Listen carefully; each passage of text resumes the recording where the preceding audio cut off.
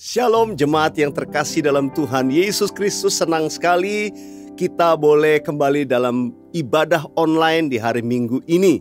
Saudara tetap bersukacita, senantiasa mengucap syukur, berkat Tuhan mengalir bagi kita semua. Hari ini spesial, ibadah kita nanti firman Tuhan akan dilayani oleh Gembala Sidang kita, Pak Niko, yang kita kasihi, dan beliau akan memberikan kepada kita tuntunan Tuhan lebih lagi untuk melangkah ke depan di era Pentakosta yang ketiga ini. Saudara dikasih Tuhan, jangan lupa hari ini ibadah juga disertai dengan perjamuan kudus.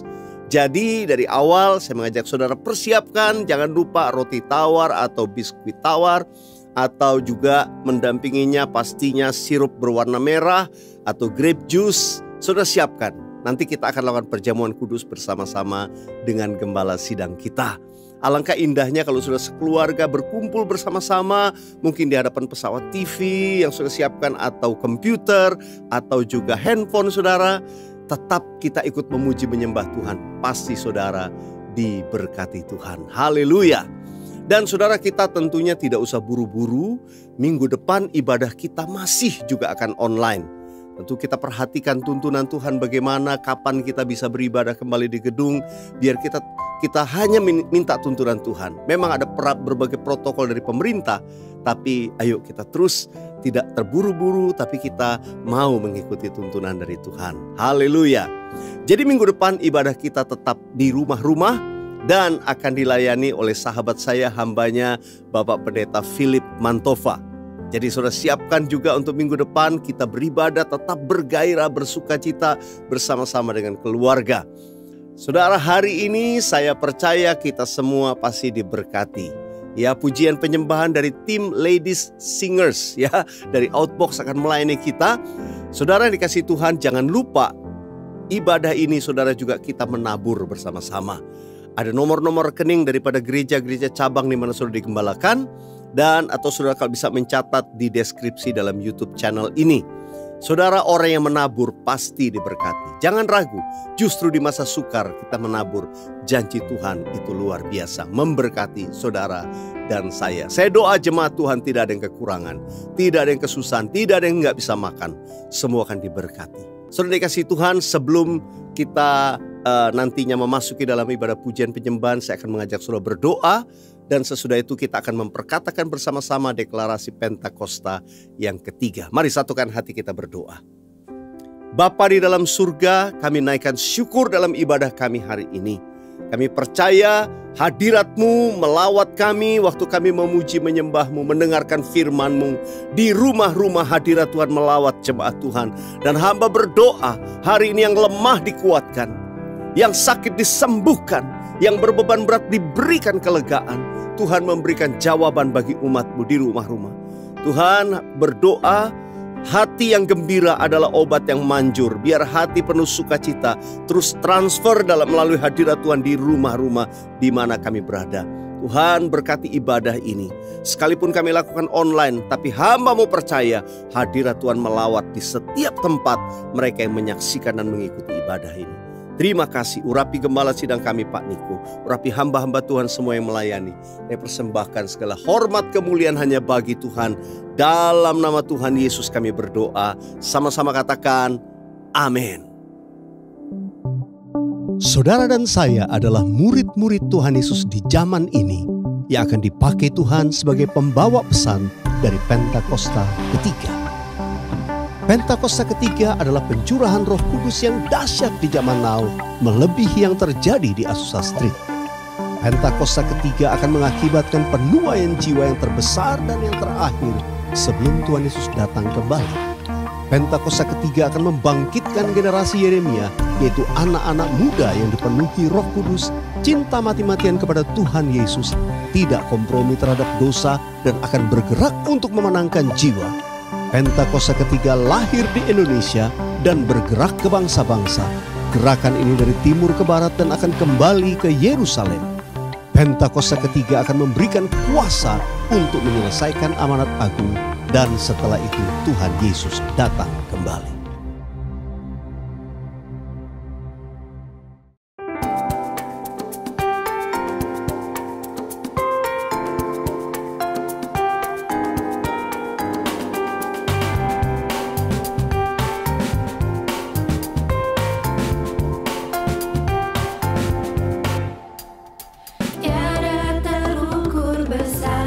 kasih setiamu Tuhan.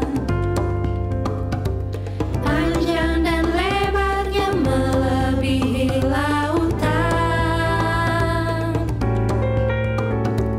jauh tinggi mengatasi langit, dalamnya tak dapat ku selami. Kasih setiamu besar selamanya. Kasih setiamu besar selamanya. Hatiku bersyukur, jiwaku memuji, mulutku pun bersorak memuji Engkau, Yesus.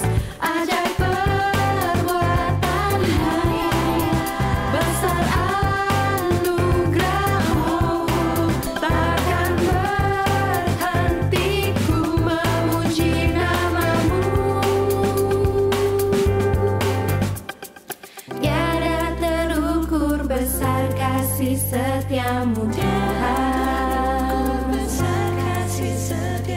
Panjang dan lebarnya melebihi lautan, jauh tinggi mengatasi langit, dalamnya tak dapat ku selami. Kasih setiamu besar selamanya. Kasih setiamu besar selamanya.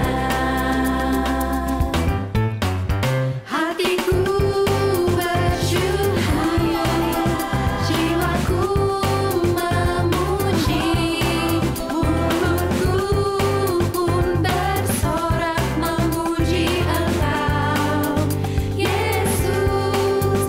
Ajaib perbuatanmu, besar anugerahmu, takkan berhenti ku memuji namamu.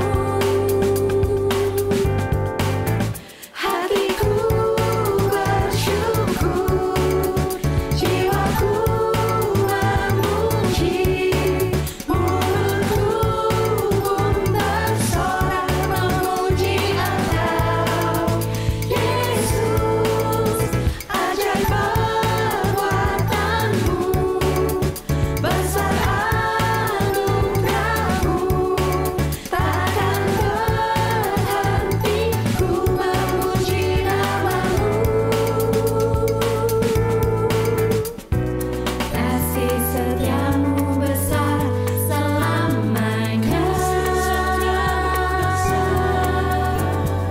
Kasih setiamu besar selamanya. Kasih setiamu besar selamanya. Kasih setiamu besar selamanya.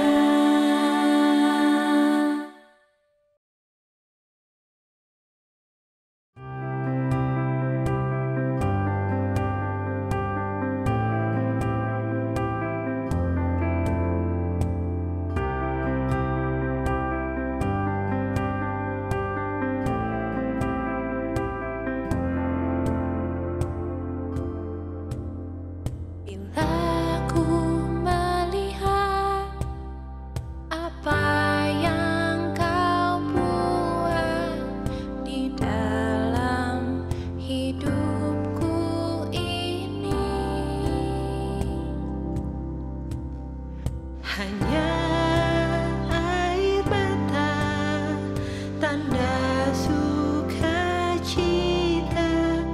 mengalir di hidupku. Ku bersyukur, ku bersyukur atas kebaikanmu, Yesus.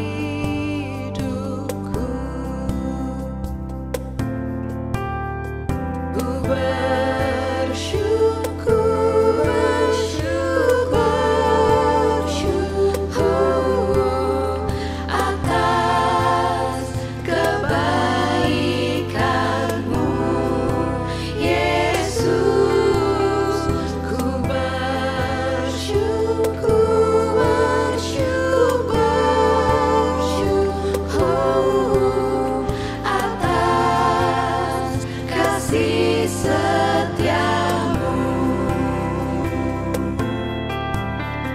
ku bersyukur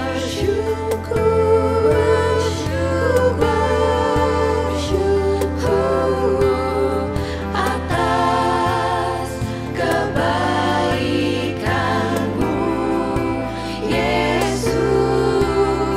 Ku bersyukur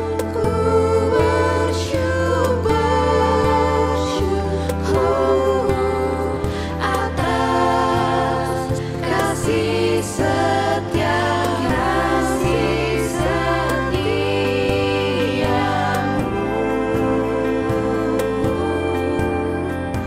lebih dari hidup, kasih setiamu,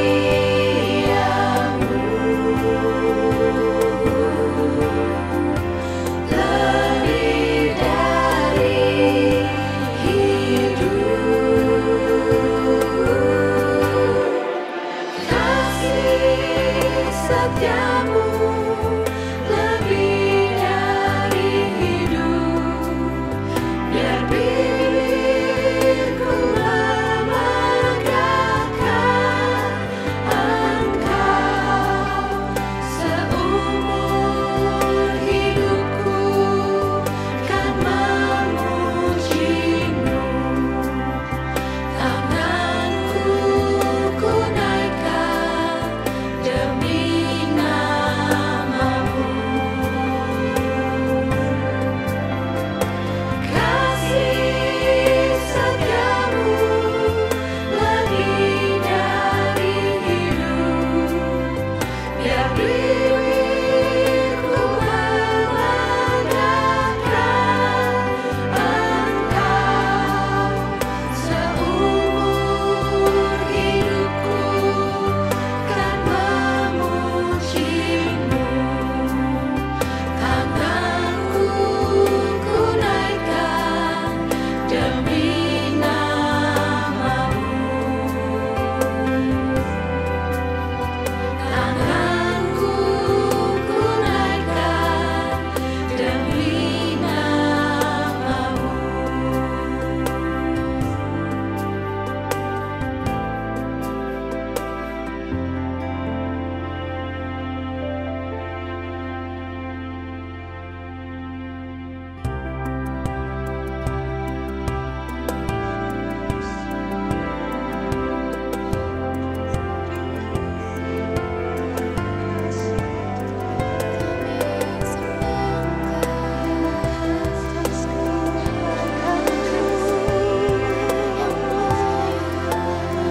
Sepanjang hidupku,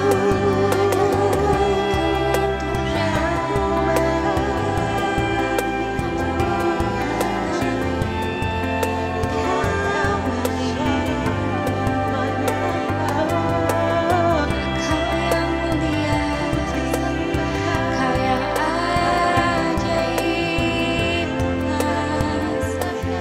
Kau yang ku sembahkan.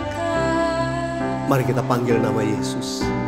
Yesus, Yesus, Kau berarti bagiku.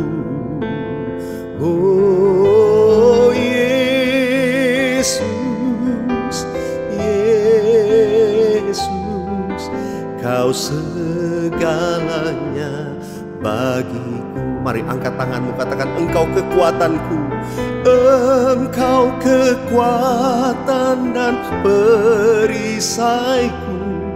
Kepadamu rohku berserah. Kaulah Tuhan hasrat hatiku, ku rindu menyembahmu. Dengan segenap hati kami panggil namamu, Yesus, Yesus, Kau berarti bagiku. Oh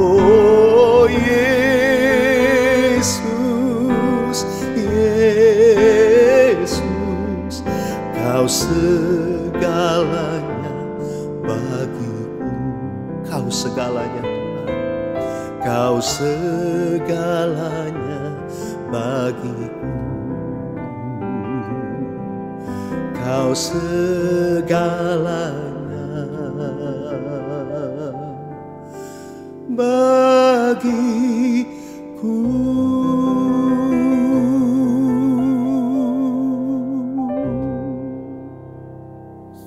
Mari kita buka kedua tangan kita sekali lagi, sembah Tuhan dalam roh.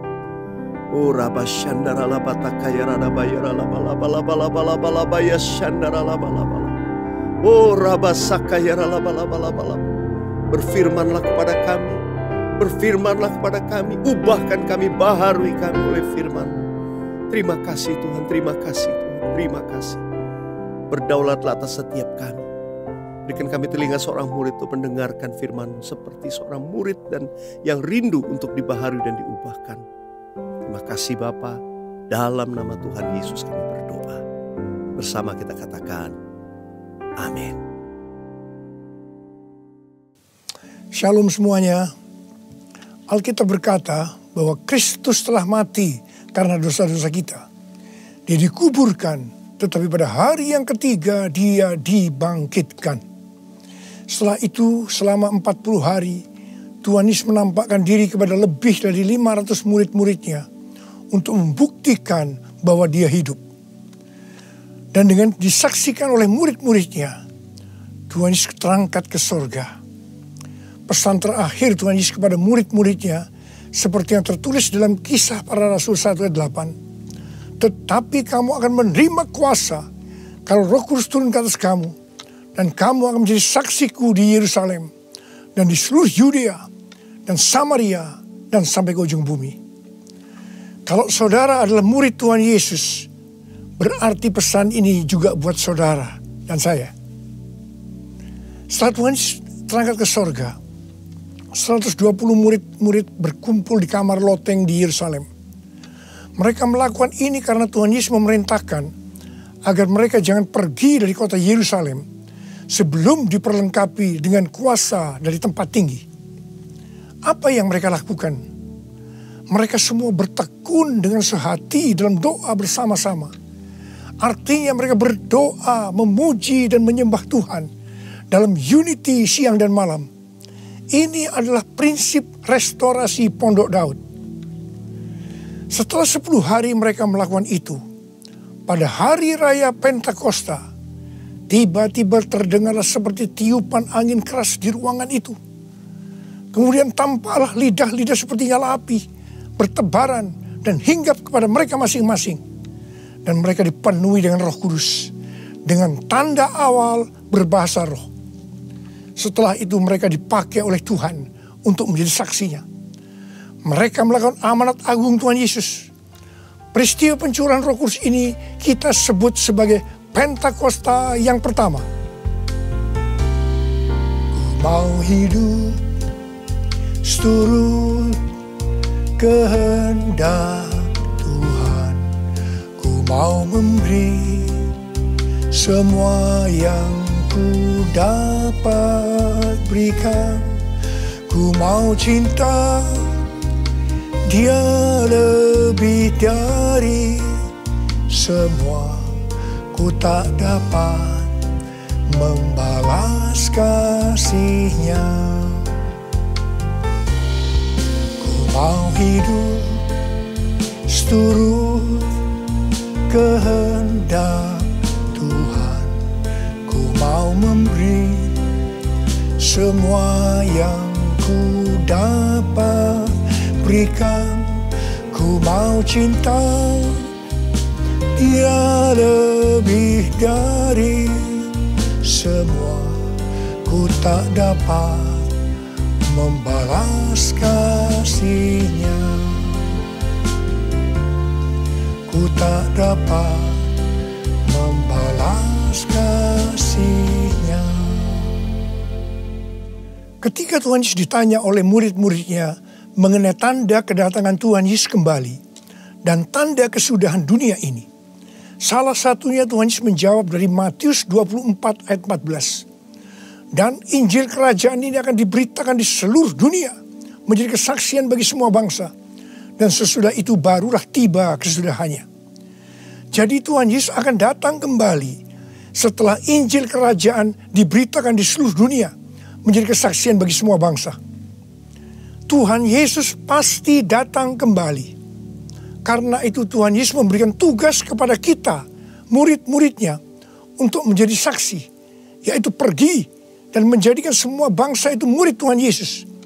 Ini yang disebutkan dengan amanat agung Tuhan Yesus. Untuk melakukan amanat agung Tuhan Yesus tidak bisa dengan kekuatan sendiri, tetapi dengan kuasa yang diberikan Roh Kudus kepada kita. Kalau kita merindukan kedatangan Tuhan Yesus, seharusnya kita melakukan amanat agung dengan sungguh-sungguh. Ada berapa banyak yang merindukan kedatangan Tuhan Yesus? Sebelum Roh Kudus dan dalam Pentakosta pertama dicurahkan, murid-muridnya semua bertekun dengan sehati dalam doa bersama-sama. Hal ini juga dilakukan pada waktu menantikan pencurahan Roh Kudus di Azusa Street, Los Angeles, yang kita sebut sebagai Pentakosta kedua. Saya percaya ini juga berlaku untuk Pentakosta ketiga. Sebelum pencurahan Roh Kudus yang dahsyat dari Pentakosta ketiga, maka umat Tuhan semua harus bertekun dengan sehati dalam doa bersama-sama. Selama beberapa tahun terakhir, saya selalu bertanya kepada Tuhan, Tuhan, bagaimana untuk membuat umat Tuhan semua bertekun dengan sehati dalam doa bersama-sama? Tetapi yang luar biasa, hari-hari ini kita melihat bahwa dengan adanya pandemi COVID-19, Tuhan memaksa kita, umat Tuhan, agar kita semua bertekun dengan sehati dalam doa bersama-sama. Bagi saya, ini adalah tanda bahwa pencurahan Roh Kudus Pentakosta ketiga akan segera terjadi. Hal ini juga dinubuatkan oleh nabi-nabinya, seperti Cindy Jacob, Chuck Pierce, James Goll. Cindy Jacob bahkan bernubuat untuk gereja kita, bahwa akan makin banyak gereja-gereja yang akan ditanam, dan akan banyak muncul murid-murid Tuhan Yesus. Kemuliaan Tuhan akan turun di gereja-gereja ini, dan bahkan mereka, yaitu saudara akan diutus sampai ke ujung-ujung bumi.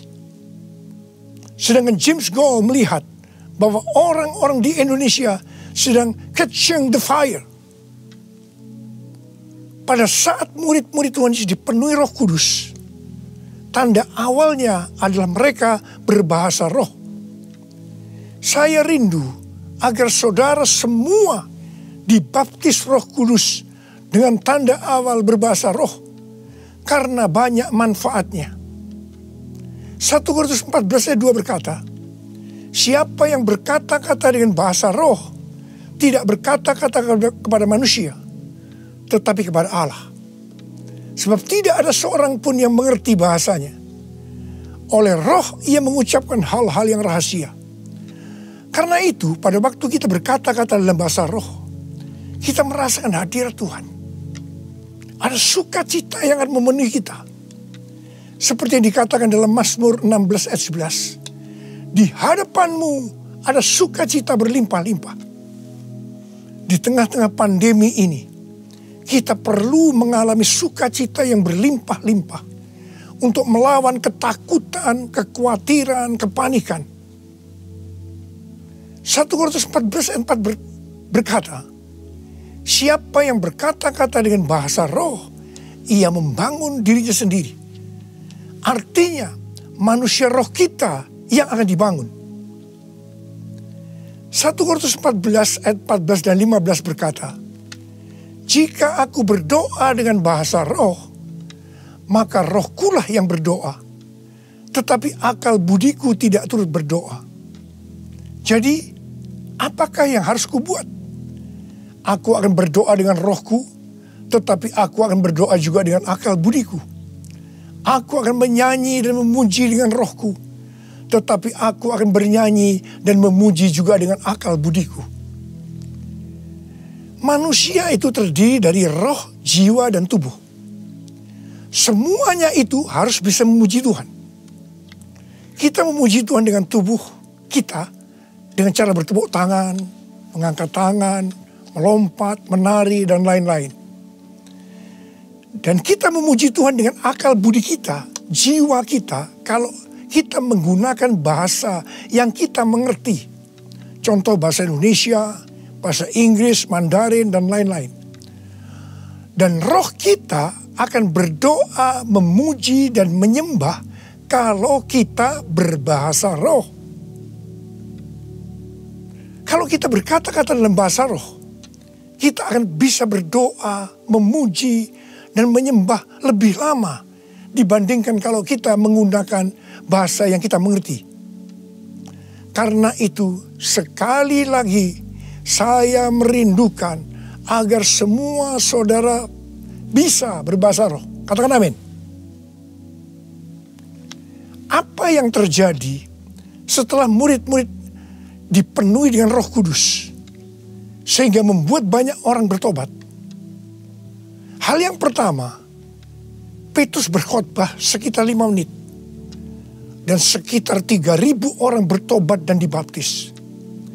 Petrus berkhotbah dengan kuasa Roh Kudus. Menurut data dari PBB, pada zaman itu populasi dunia sekitar 300 juta orang. Sekarang penduduk dunia sekitar 7,8 miliar. Sehingga 3.000 orang waktu itu setara dengan sekitar 78.000 orang saat ini. Kita harus percaya bahwa sekali berkhotbah 78.000 orang bertobat dan dibaptis. Dengan berkhotbah secara online, hal ini lebih mungkin terjadi. Hal yang kedua yang terjadi setelah murid-murid dipenuhi dengan Roh Kudus sehingga membuat banyak orang bertobat, yaitu terjadinya tanda-tanda dan mujizat, sign and wonders. Para rasul dipakai oleh Tuhan untuk mengadakan tanda-tanda dan mujizat. Petrus dan Yohanes menyembuhkan orang lumpuh sejak lahir. Bayangan Petrus saja bisa menyembuhkan orang. Sapu tangan atau kain yang pernah dipakai oleh Paulus, jika diletakkan pada orang sakit atau orang yang dirasuk setan, maka orang itu akan sembuh. Tuhan Yesus berkata dalam Markus 16 ayat 15 sampai dengan 18, bahwa kalau kita pergi untuk memberitakan Injil, maka tanda-tanda dan mujizat, sign and wonder akan menyertai kita. Sejak tahun 2006, saya diperintahkan Tuhan untuk mengadakan kebaktian kesembuhan ilahi. Selama 14 tahun, saya sudah mengadakan 318 kali kebaktian kesembuhan ilahi. Setiap kali saya berkhotbah, pasti saya memberitakan Injil. Dan tanda-tanda dan mujizat terjadi. Saya diperkenankan oleh Tuhan untuk melihat dan mengalami mujizat seperti yang dilakukan oleh Tuhan Yesus 2000 tahun yang lalu. Pada waktu acara lawatan Roh Kudus Pulihkan Indonesiaku tanggal 29 Mei yang lalu, Cindy Jacob bernubuat bahwa Indonesia akan menjadi sangat penting dalam sejarah kekristenan. Mujizat-mujizat seperti orang buta melihat, orang tuli mendengar akan merupakan hal yang biasa yang akan terjadi di gereja-gereja lokal.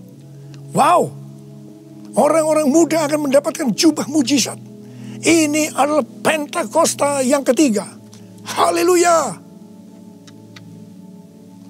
Hal yang ketiga yang terjadi setelah murid-murid dipenuhi dengan Roh Kudus, sehingga membuat banyak orang bertobat, yaitu cara hidup jemaat berubah. Yang pertama, mereka bertekun dalam pengajaran rasul-rasul dan dalam persekutuan. Ini bisa diartikan mereka suka membaca Alkitab.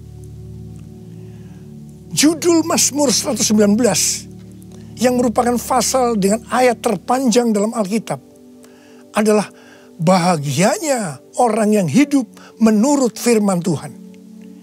Jadi orang yang hidup sesuai dengan firman Tuhan itu akan berbahagia.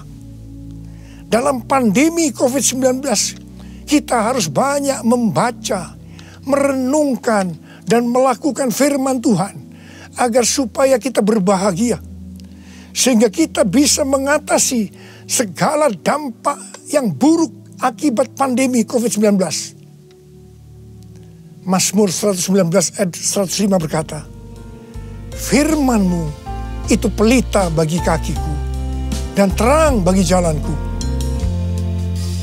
Firman-Mu pelita bagi kakiku, terang bagi jalanku.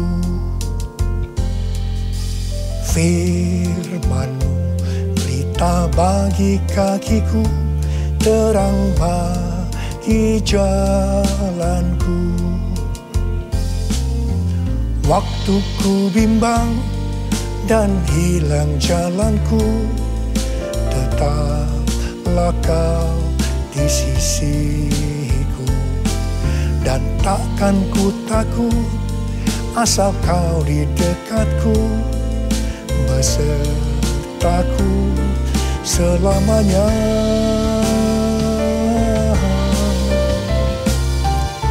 Firman-Mu pelita bagi kakiku, terang bagi jalanku. Terang bagi jalanku, terang bagi jalanku.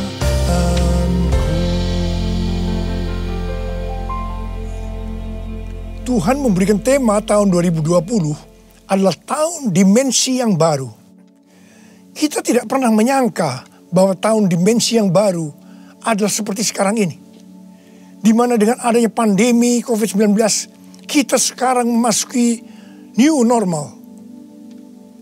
Ayat emas yang Tuhan berikan adalah dari 2 Korintus 3 ayat 18 dan Ulangan 28 ayat 13 dan 14. Melalui 2 ayat emas ini, Tuhan berkata bahwa kalau kita makin serupa dengan gambar Yesus, yang berarti kemuliaan Dia di dalam kita semakin besar, maka berkat secara jasmani yang akan kita terima akan semakin besar. Kita diberkati untuk menjadi berkat. Katakan amin. Engkau diangkat menjadi kepala dan bukan ekor. Engkau akan tetap naik dan bukan turun. Wow. Tanggal 1 Januari 2020, saya digerakkan oleh Roh Kudus untuk berkata bahwa memasuki tahun 2020 dalam bekerja mencari nafkah tidak bisa dengan cara yang lama, tetapi harus menuruti firman Tuhan, tuntunan Tuhan. Ternyata hal-hal ini yang sedang terjadi. Kita sedang memasuki resesi ekonomi secara global. Cara-cara yang lama dalam bekerja sudah tidak bisa dipakai lagi. Kita harus bekerja menurut tuntunan firman Tuhan. Kita harus peka terhadap suara Tuhan. Untuk itu, kita harus menjadi serupa, makin menjadi serupa dengan gambarnya. Orang yang menjadi serupa dengan gambarnya itu adalah murid Tuhan Yesus. Dengan goncangan ekonomi global yang sedang terjadi saat ini, banyak dari generasi milenial dan generasi Z harus menghadapi kenyataan bahwa betapa rapuhnya budaya mereka dan kehidupan yang dibangun di atasnya. Padahal selama ini mereka begitu percaya diri dan bahkan sombong. Maaf. Mereka merasa tidak perlu melibatkan Tuhan. Tidak perlu bertanya kepada Tuhan dalam sebuah resep kesuksesan. Sekarang mereka akan tergoncang. Karena itu saya percaya bahwa melalui pandemi COVID-19 ini, banyak orang-orang muda yang bertobat dari cara-cara yang lama. Mereka kalau mau diberkati dalam seluruh yang dikerjakan, engkau harus menjadi murid sehingga peka terhadap tuntunan Tuhan. Tidak salah kalau akan terjadi kebangkitan generasi Yeremia, yaitu anak-anak muda yang dipenuhi dengan Roh Kudus, cinta mati-matian kepada Tuhan Yesus, tidak kompromi terhadap dosa, dan akan memenangkan banyak jiwa. Hal yang kedua, cara hidup jemaat berubah. Mereka selalu berkumpul memecahkan roti dan berdoa. Ini bisa dikatakan bahwa mereka hidup dalam unity dan suka berdoa. Yang ketiga, cara hidup jemaat berubah. Mereka suka memberi. Suka memberi. Sehingga tidak ada yang berkekurangan. Dalam keadaan krisis ekonomi ini, kita diperintahkan oleh Tuhan untuk memberi dan menabur. Kisah Para Rasul 20 ayat 35b berkata, adalah lebih berbahagia memberi daripada menerima. Saudara harus saling memperhatikan mereka-mereka yang ada di kul-kul. Cara hidup jemaat berubah. Mereka selalu bergembira dan dengan tulus hati sambil memuji Allah. Jadi, mereka semua suka membaca Alkitab, suka berdoa, unity, suka memberi, suka memuji Allah dengan gembira dan tulus hati. Dan dikatakan mereka disukai semua orang. Dan tiap-tiap hari jumlah orang yang diselamatkan bertambah. Haleluya! Haleluya! Haleluya! Haleluya! Haleluya! Haleluya! Haleluya!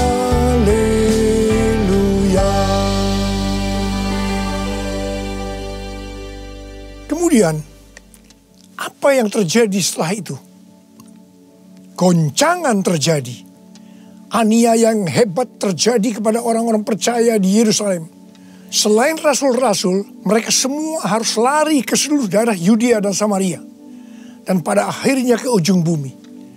Mereka selama ini berada di zona nyaman di Yerusalem. Mereka biasa berkumpul dalam unity, membaca Alkitab, berdoa, dan memuji bersama-sama dengan sukacita. Suka memberi, sehingga tidak ada yang berkekurangan. Mereka berpikir menjadi orang Kristen hanya seperti itu. Mereka lupa bahwa mereka harus pergi menginjil. Caranya bagaimana? Aniaya diizinkan oleh Tuhan. Saya percaya melalui goncangan pandemi COVID-19 ini, kita umat Tuhan yang selama ini ada di zona nyaman juga akan dipaksa untuk melakukan amanat agung Tuhan Yesus, yaitu pergi menjadikan semua bangsa murid Tuhan Yesus. Katakan amin. Selain goncangan, juga terjadi perubahan paradigma dalam pelayanan. Selama ini murid-murid Tuhan Yesus mempunyai pengertian bahwa yang memperoleh keselamatan hanya orang-orang Yahudi saja. Tetapi dengan adanya pertobatan dari Cornelius yang bukan orang Yahudi, dan Roh Kudus turun ke atas mereka dan mereka berbahasa roh. Dengan perdebatan yang cukup panjang, akhirnya lewat kesaksian Petrus, para rasul dan seluruh orang percaya di Yudea dapat menerima bahwa keselamatan bukan hanya untuk orang Yahudi saja, tetapi untuk semua bangsa, termasuk bangsa Indonesia. Katakan amin. Dengan adanya pandemi COVID-19, kita juga mengalami perubahan paradigma dalam pelayanan kita. Yang tadinya kita beribadah di gedung gereja, kita berkumpul bersama-sama, bisa berjabatan tangan, saling berpelukan, menyatakan kasih kita, melakukan penumpangan tangan. Sekarang berubah total menjadi ibadah online. Bahkan ada yang tidak bisa melakukan online, sehingga tidak bisa beribadah. Kita memasuki new normal dan tidak bisa melakukan seperti hal-hal di atas. Kita tidak tahu dengan pasti bentuk ibadah kita selanjutnya. Tetapi yang Tuhan mau, kita bisa menerima perubahan paradigma dalam pelayanan ini. Karena sama seperti yang terjadi pada waktu itu, dengan adanya perubahan paradigma, justru terjadi penuaian yang jauh lebih besar. Itu juga yang akan terjadi pada kita pada hari-hari ini. Saya mau berdoa buat saudara. Mari angkat tangan saudara. Kita nyanyikan lagu ini bersama-sama. Curahkanlah kuasa-Mu Tuhan, mujizat terjadi di tempat ini. Amin. Curahkanlah kuasa-Mu Tuhan, mujizat terjadi sekarang ini. Curahkan ya Tuhan, curahkanlah kuasa-Mu Tuhan, mujizat terjadi di tempat ini. Haleluya. Curahkanlah kuasa-Mu Tuhan, mujizat terjadi sekarang ini.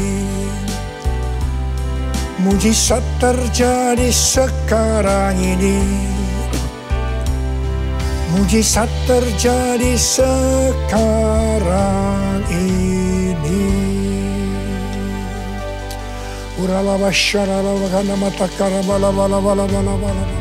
Mari kita berbahasa roh, saudara. Kita berbahasa roh, saudara.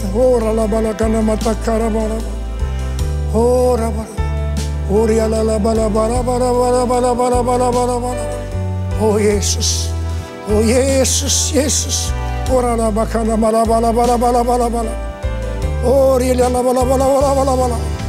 Mujizat terjadi di tempat ini sekarang ini. Jamah anak-anak-Mu ya Tuhan. Mereka yang sakit disembuhkan oleh Tuhan. Yang terdampak oleh krisis ekonomi dipulihkan oleh Tuhan. Terima berkat Tuhan. Mujizat terjadi dalam hidupmu saat ini. Sembuh dalam nama Yesus. Sembuh dalam nama Yesus. Engkau akan dicukupkan, malah berkelimpahan di dalam segala hal. Terima. Tuhan, curahkan kuasa-Mu. Pakai anak-anak-Mu semua ini Tuhan. Menjadi saksi-Mu. Melakukan amanat agung Tuhan Yesus.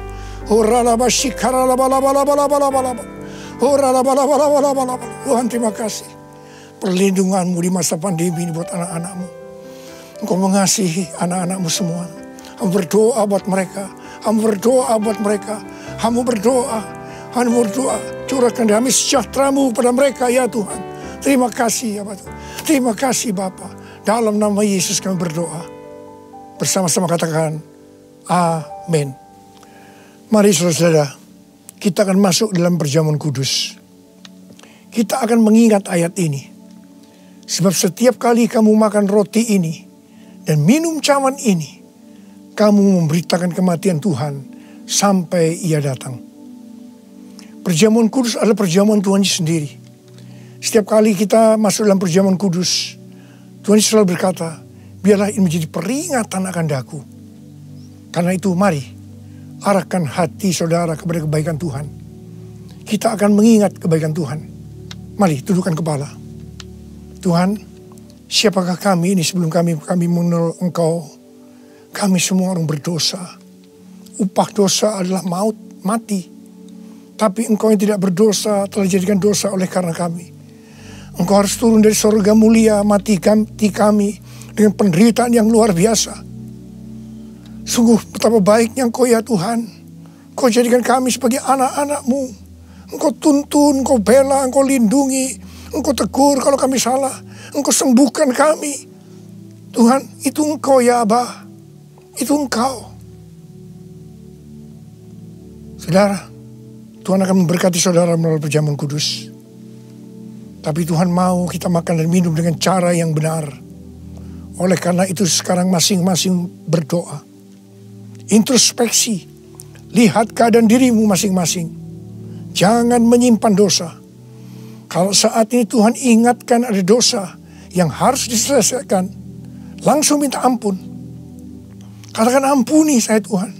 Ampuni saya Tuhan. Tuhan ampuni anak-anak-Mu Tuhan. Ampuni anak-anak-Mu ya Tuhan. Layakkan kami untuk masuk dalam perjamuan kudus hari ini. Betapa baiknya Engkau ya Tuhan di tengah-tengah pandemi ini. Engkau terus menyertai kami anak-anak-Mu. Terima kasih. Makasih Bapa. Kami akan masuk dalam perjamuan kudus dengan hati yang penuh ucapan syukur. Dalam nama Yesus. Amin. Sekarang mari angkat roti di tangan kanan saudara tinggi-tinggi.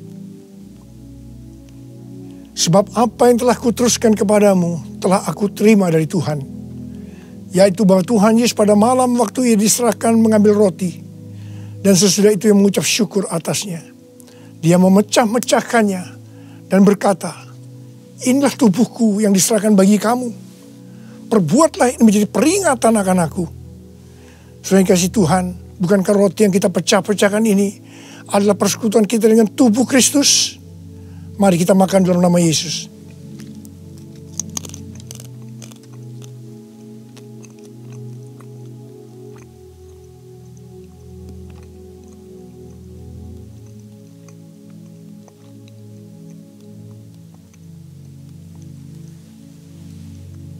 Sekarang angkat cawan di tangan kanan saudara tinggi-tinggi.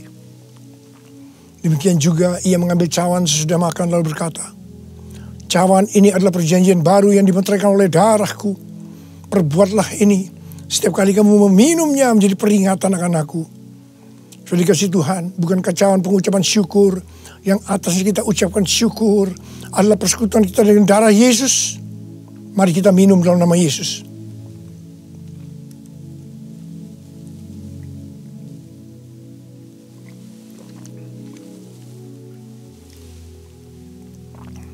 Mari, angkat tangan saudara.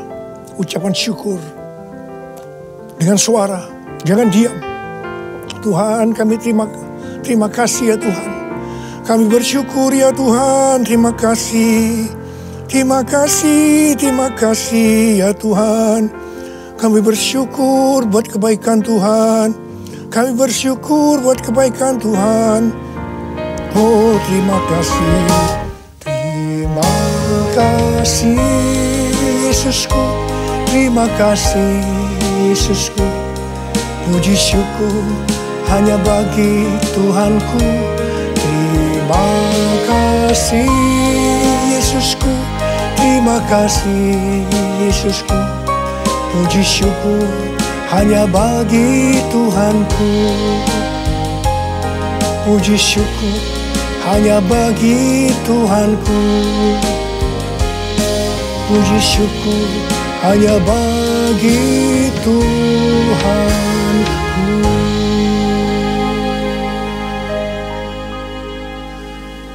Angkat tangan saudara, terima berkat Tuhan. Pulanglah dengan berkat Tuhan. Kasih karunia yang berlimpah-limpah daripada Allah Bapa dalam anak yang tunggal Yesus Kristus. Persekutuan yang manis dengan Roh Kudus menyertai saudara sekalian mulai hari ini sampai terus datang menjemput kita di awan-awan dan bahkan sampai selama-lamanya.